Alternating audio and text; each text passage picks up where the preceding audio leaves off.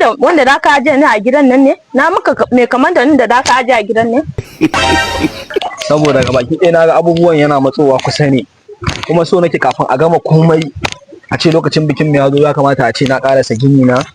To saboda ga baki ɗaya ba na son zaman gidan haya, shi yasa na ga kin ga yanzu nan, saboda so nake kafin lokacin bikin mu na riga na gama komai da komai na gidan, saboda ana son aje ki a gidan haya.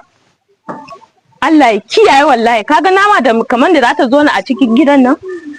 Cap, amma ma ka ma rena min wayo. Dube ni da kyau, kaga nama kalan da ka aje a gidan ne. Wallahi sai auren ne ya fasa. Me ya aibin gidan nan? Nan bai sai auren ne ya fasa, baran iya zama aure da kai ba. Baran iya zama a wannan gidan ba. Yanzu nan bai ishe mu rayuwar mu biyu ba. Baran iya ba na ce maka. Dole ne? Ai ba dole ba ce.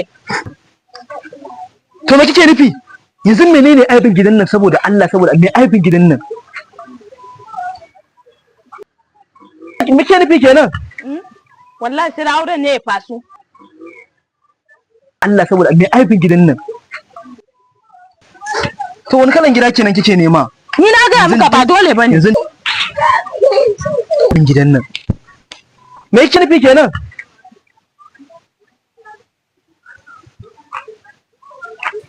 Yaro mai zamani,